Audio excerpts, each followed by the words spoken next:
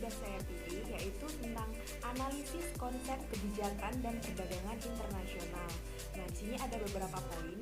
Yang pertama yaitu pengertian perdagangan internasional. Yang kedua ada manfaat perdagangan internasional. Yang ketiga, faktor pendorong perdagangan internasional. Yang keempat ada bentuk perdagangan internasional. Yang kelima ada dampak positif dan dampak negatif perdagangan internasional. Dan yang keenam ada kebijakan perdagangan internasional. Nah, untuk yang pertama ada pengertian perdagangan internasional. Perdagangan internasional adalah pertukaran barang dan jasa antara dua dunia atau lebih negara di pasar dunia. Perdagangan ini dilakukan oleh penduduk suatu negara dengan penduduk negara lain atas dasar kesepakatan bersama. Untuk materi selanjutnya adalah manfaat perdagangan internasional. Di sini ada beberapa manfaat perdagangan internasional. Yang pertama adalah menjalin persahabatan antar negara atau dunia. Jadi, perdagangan dapat mempererat hubungan suatu negara dengan negara lain, sebab keduanya saling membutuhkan. Jika hubungan perdagangan baik, tidak menutup kemungkinan akan terbentuk kerjasama di sektor lainnya, misalnya seperti pendidikan, budaya, teknologi, dan lain sebagainya. Nah, manfaat yang kedua itu memperoleh barang yang tidak dapat diproduksi di dalam negeri. Jadi, terdapat banyak faktor yang mempengaruhi perbedaan hasil produksi di setiap negara. Faktor-faktor tersebut diantaranya adalah seperti kondisi geografis, iklim, dan tingkat penguasaan iptek. Nah, yang ketiga manfaatnya adalah memperluas pasar dan menambah keuntungan. Terkadang, para pengusaha tidak menjalankan produksinya secara maksimal karena khawatir akan terjadi kelebihan produksi yang mengakibatkan turunnya harga. Nah, dengan adanya perdagangan internasional ini, pengusaha dapat menjual kelebihan produk tersebut ke luar negeri dan memaksimalkan keuntungan. Nah, manfaat yang keempat ini ada memperoleh keuntungan dari spesialisasi. Menurut Jimmy Hassoloan tahun 2013 mengatakan bahwa perdagangan internasional mendorong masing-masing negara untuk melakukan spesialisasi produksi barang di mana negara tersebut memiliki keunggulan. Nah, itu artinya suatu negara memiliki keahlian khusus yang berbeda dengan negara lain dalam menghasilkan barang dan jasa. Contohnya yaitu seperti Amerika, spesialisasi produksi gandum, sedangkan Inggris berspesialisasi pada pakaian. Nah, manfaat yang terakhir adalah transfer teknologi modern. Perdagangan internasional memungkinkan suatu negara untuk mempelajari teknik produksi yang lebih efisien dan cara-cara manajemen yang lebih modern. Selain itu, negara maju dapat mengekspor mesin dan teknologi lainnya pada negara berkembang yang membutuhkannya.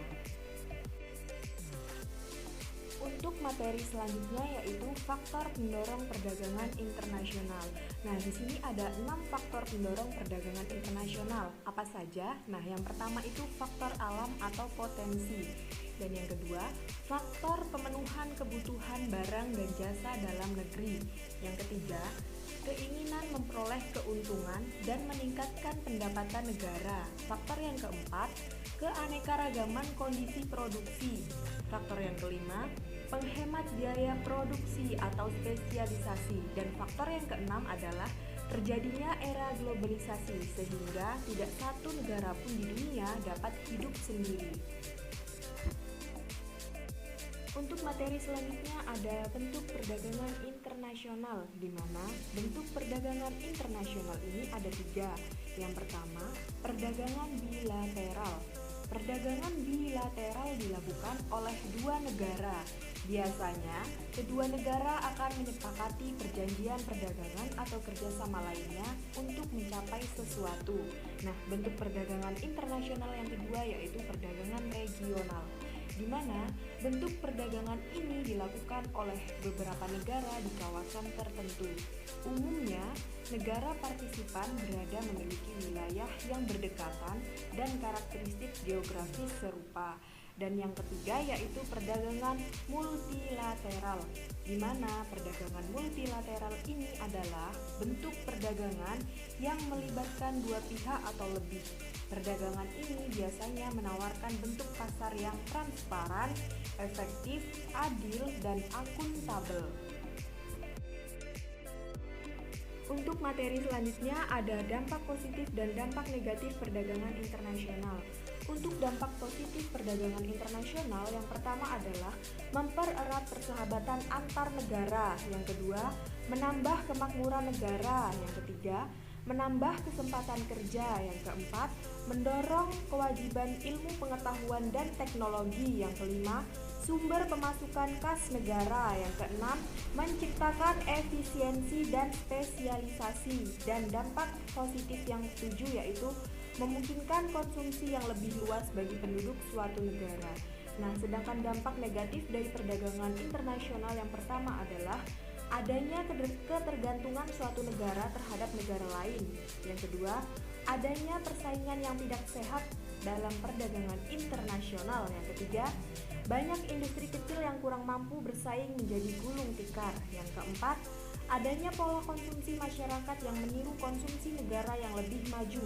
Yang kelima, terjadinya kekurangan tabungan masyarakat untuk investasi. Hal ini terjadi karena masyarakat menjadi konsumtif. Yang keenam, timbulnya penjajahan ekonomi oleh negara yang lebih maju. Dan dampak negatif yang ketujuh adalah neraca perdagangan dan neraca pembayaran. Untuk materi selanjutnya ini ada kebijakan perdagangan internasional. Yang pertama ada tarif. Tarif adalah sejenis pajak yang dikenakan atas dagangan yang diimpor.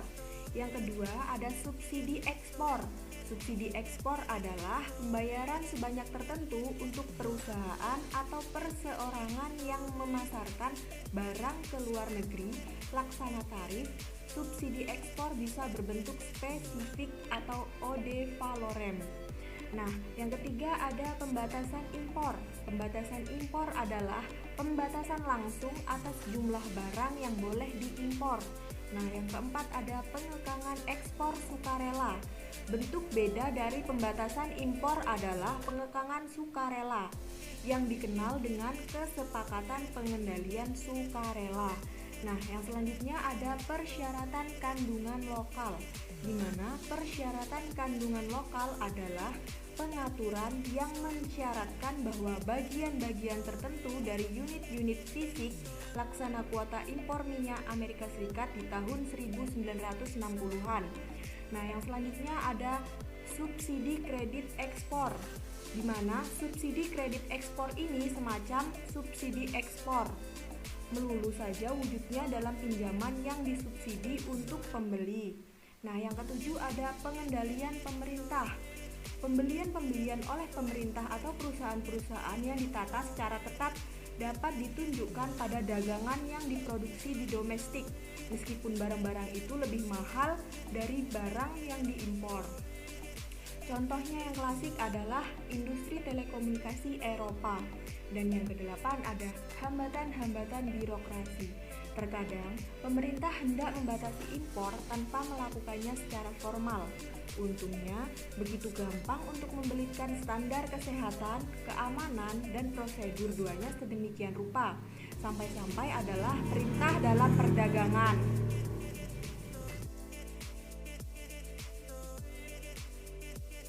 Sekian presentasi dari saya. Mungkin hanya itu materi yang dapat saya sampaikan.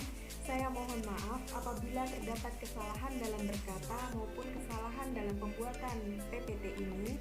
Semoga materi yang saya jelaskan ini dapat bermanfaat untuk semua orang. Tetap jaga kesehatan, tetap taat ibadah, dan jangan pernah malas untuk belajar. Terima kasih, saya akhiri. Wassalamualaikum warahmatullahi wabarakatuh.